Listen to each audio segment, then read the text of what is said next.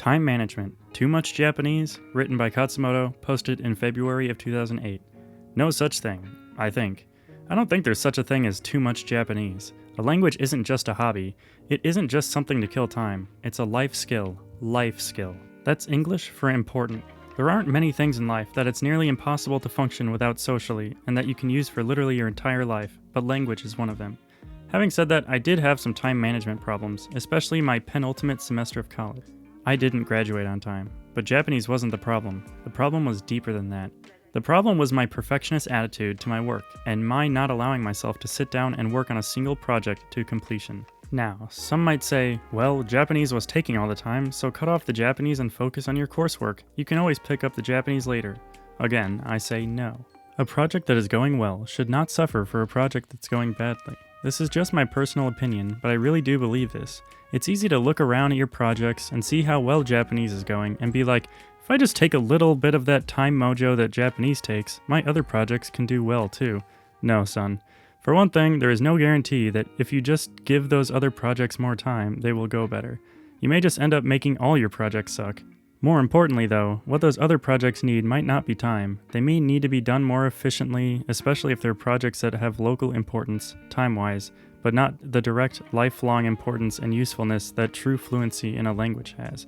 I think it's better to excel in one field and let other fields suffer than just to kind of be mediocre to sucky at everything. And this isn't just some random cruel Khatzumoto advice. It was advice I received during that penultimate semester at college. Far better to do well in some of your classes and bomb others than to try to even things out and pretty much risk bombing them all.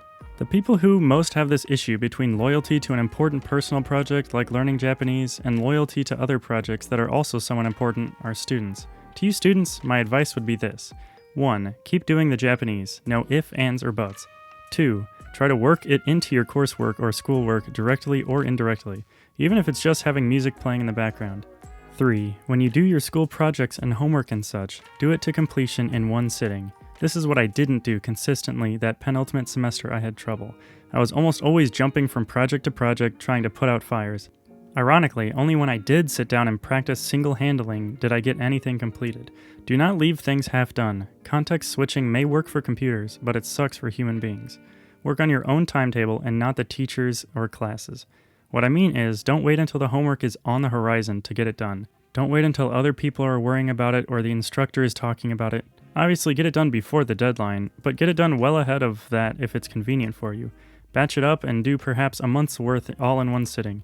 Don't be passive and wait to be prompted. Take initiative. For more detailed advice, I would consult my sources of advice, a mixture of books and blog posts. What smart students know. Pay particular attention to the part where the author, Adam Robinson, discusses what the real difference between various classes is. Hint, it has nothing to do with the subject name. You'll never think of school quite the same again.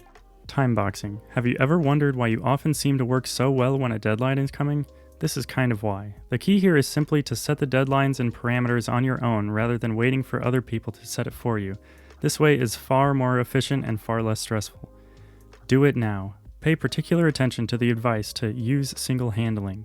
The memory book. Want to learn how to memorize arbitrarily long numbers, hundreds of digits and more, plus stuff that's actually useful as well? Try this book. 10 tips for college students. All you perfectionists out there, take an especially good look at point number 5. Triage ruthlessly.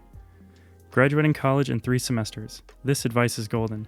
The negative side of type A, aka hurry sickness, need not be present. That type of behavior is in fact induced by a lack of clear focus, trying to label too many things as urgent and important instead of taking the time to discover the core of what's most important and meaningful to you. Time power, or頭がいい人、悪い人の仕事術. As Anti-Moon is to the AJATT method, so this book was to Steve Pavlina's time management advice. Yes, there's a Japanese translation, so one stone, two bird for you. Like I said, I'm not a time management genius by any stretch of the imagination. I did get straight A's for most of my college time, with 2 spectacular exceptions. A. The first was the one semester where I registered for one class, never went to it and never did the homework. I did go on a road trip to Colorado though. I don't know what I was or wasn't thinking, but there you go. I have dubbed this one the summer of procrastination on steroids. And B. The second time was where I simply never sat down and focused and spent the whole time worrying about what to do, but not actually doing anything. I call this one the winter of anxiety on steroids. So I was an A student. But those A's usually came at immense personal and temporal cost. I became a stranger to my friends and the shower, because I thought that was what you were supposed to do. And I even practiced time management to some extent, but, looking back, for all the wrong reasons, under a set of false premises. Back then, Khatzumoto time management was a way to schedule my oppression, as it were. Schoolwork always came first. If in doubt, school it out. That type of thing. I certainly scheduled personal time, but that was merely time I used to rest up so I could do more schoolwork. Any time I made for myself could be and was replaced by schoolwork time. Classic type, whatever type of behavior that is. Masochism? And it was really only towards the actual end of my university career, and really maybe even after that it was brought to my attention what the real purpose of time management was, and it is this: to get the crap you have to do or need to do out of the way so you can focus on what you want to do and actually give a care about. So work efficiently and work all the time you work, and get that crap out of the way so that you can focus on Japanese. Yeah, there is a such thing as the joy of a job well done and putting your soul into your work and all that good nos, but you can't do that soulful job for everything. You simply can't. So get the necessities out of the way chop so that you can lose yourself in manga or something, free of worry and commitments. There is nothing wrong with rushing certain things. There is nothing wrong with something being good but not perfect. I recommend you consciously choose what you do well and what you let slide, and be happy with that choice. You have stuff to do and a life to live. Don't waste it on stuff that only tangentially matters to you any more than is actually necessary. 4. You are more important than your schoolwork and job. The suggestion to do your best, but give it a time limit, and once you hit that, screw it. Timeboxing is all well and good, but I don't think one can actually apply that advice until one has an intrinsic, as opposed to extrinsic, sense of self-worth. Dude, you are more important than that schoolwork, more important than your job, more important than some random test. You matter, your preferences matter, your choices matter, your desires matter, and you have the right, the duty, to make executive decisions and take you into account. Hey, no one else will. 5. There is no time management. Then what the heck have I been talking about all this time? Something else. Self-management. There is no time management. You can't manage time. You can't store it away and keep some for later and shift some to Barbados to save money on taxes. The time passes on its own free will, and you can't stop it. All you can do is make fun choices for yourself as that time goes. 6. To conclude, we often talk about people having some kind of personality type, as if they were born that way and could not change. I'm a type A person. I'm a pack rat. I'm messy. I'm organized. Well, forget that biological determinism. Just be what you want to be, or need to be. I used to be a pack rat too. I couldn't throw anything away. That changed rather quick, fast haiku when I came to Japan. Now I live by, if in doubt, throw it out, and my life is much better because of it. What am I getting at? You don't have to be one way or another. You can change, you can adapt, you can become better. Your performance levels right now are not fixed. They're not, because that's just how you are.